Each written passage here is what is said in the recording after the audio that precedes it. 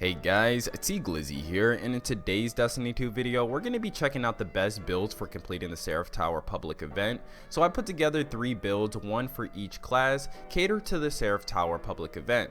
So recently we got a community event where we need to complete a total of 9 million Seraph Tower events to proceed to the next step of getting our Fellwinter's Lie. So I put together some builds for each class to make your experience inside of the Seraph Towers a whole lot better.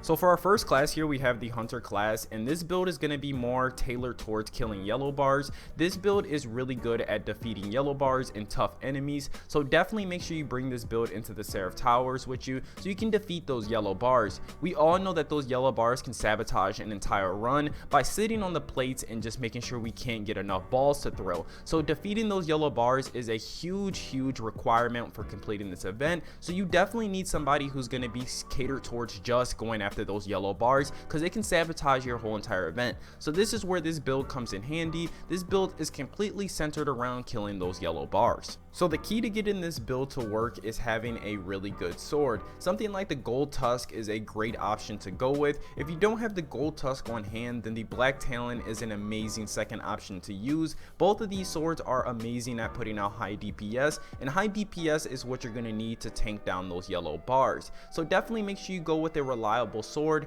Like I said, Gold Tusk is a fantastic #1 choice, but if you don't have Gold Tusk on hand, then pick something like the Black Talon. So this Hunter build is going to be centered around the Shinuble's Vow exotic, and this exotic comes with an exotic perk called New Tricks, improves Skip Grenade, and also you gain an additional Skip Grenade charge. Skip Grenades return energy when it damages enemies. So for our first mod, we went with Warmind's Light. Become charged with light by collecting a Warmind cell. Now looking at our next mod, we have Firepower. While charged with light, regain a portion of your grenade energy when using your grenade. Consumes 1 stack of your charge with light. Now moving on to our next mod, we have Tyrant Surge. Dealing damage with arc melee, super, and grenade abilities. Spawns a Warmind cell. So now moving on to our final mod, we have Fallen Armament, and I'm using this mod on a piece of armor 1.0, but if you would like this mod for a piece of armor 2.0, then what you would need to do is farm the Scourge of the Past raid, and that's where you'll find this Fallen Armaments mod at. But this mod reads, defeating a fallen enemy with a grenade grants you heavy ammo. So when we combine all of these mods together, essentially we will never run out of heavy ammo as long as we are going up against fallen enemies. So right now it seems to be that the moon is taken over by the fallen, so the Seraph Tower event is just all fallen enemies. There's no hive there, so you'll just be dealing with strictly fallen enemies. So using this build here, you'll never run out of heavy ammo, being able to take care and burn down any of those yellow bars that spawn. Those yellow bars can sabotage your entire run, making it impossible to complete the Seraph Tower event if nobody's focusing on these yellow bars. Using this build here, there'll be no yellow bars to exist, making your Seraph Tower public event run a whole lot easier. So now moving on to the Titan class. The Titan class is going to be more catered towards defeating all of the ads. This is going to be super good for defeating ads that are in the area, because during the Seraph Tower public event you will encounter tons and tons of ads. They drop out of the drop ships by the boatload. So using this build here, you'll be able to clear out the area, making it a whole lot smoother for the rest of your teammates. So for the Titan class, we're going to go with this Striker subclass, and we're going to be using Middle Tree Code of the Missile. So for the Hunter, it didn't matter which subclass tree we went with as long as we were an Arc subclass, but for the Titan it makes a huge difference. Going with any of the other subclasses is going to put you at a disadvantage, so we're going to go ahead and use the middle subclass because this is one of the best subclasses when it comes to PvE content. The perk Inertia Override is fantastic. When we pair it up with this build, it's almost always going to be active, so we'll always have that nice 20% damage boost.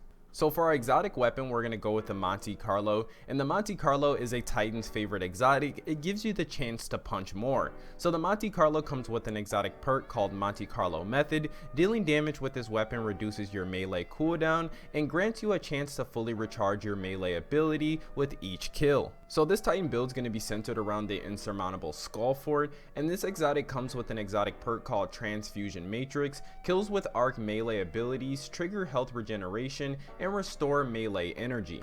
So looking at our first mod here, we have Thunder Coil, grants bonus damage for all arc melee abilities and refunds super energy on finisher final blows. So on that same piece of armor, I went ahead and added on the global reach mod. Warmind cells you create affect and damage targets at a greater distance. So now taking a look at our next mod, we have Tyrant Surge, dealing damage with an arc melee, super and grenade abilities spawns a Warmind cell.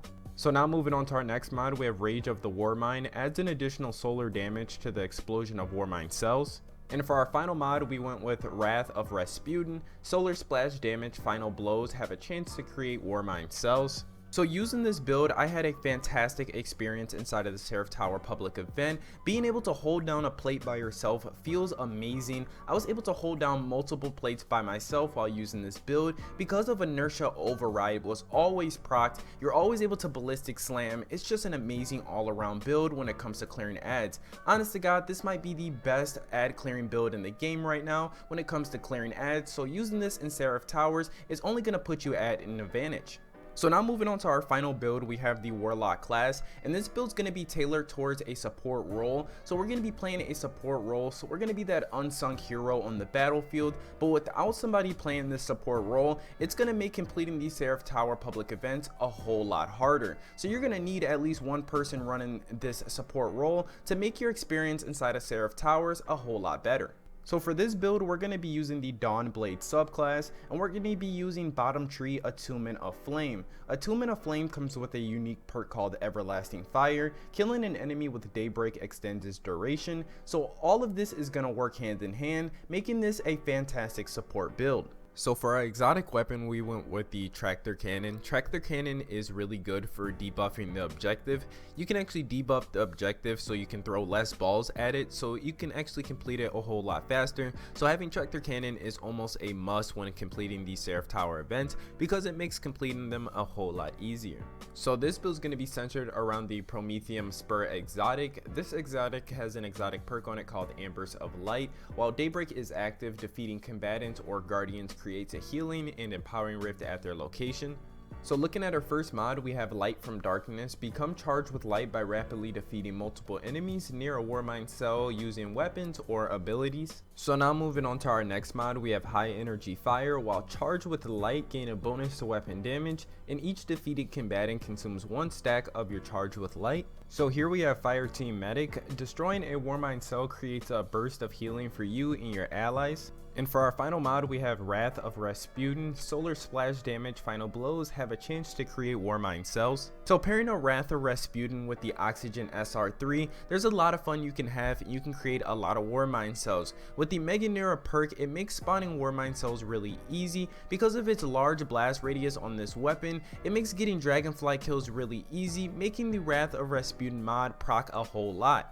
So when we combine all of these mods together, we get a really fun build that's also super supportive too. So this build is super great for supporting your team because you're debuffing the objective, making it so you can complete each objective a whole lot easier. Using this build here, you're going to be that top support player. You're going to be the unsung hero on the battlefield because you're going to be debuffing all of the yellow bars, making it super easy for your team to just kill them, and then also debuffing the objective, so making it easier to just go on to the next objective. This is definitely one of the best builds when it comes down to builds, just because it supports our team so much. So as I was editing this video, we actually just got news in that the live quest just got nerfed and it's a little bit easier now. So completing this community event just got a whole lot easier. So these builds just became a whole lot more potent. So this is what Bungie went ahead and said. So they said, we have made adjustments to the live quest and the Seraph Tower difficulty. Champions have reduced power level and event progression have been slightly tuned.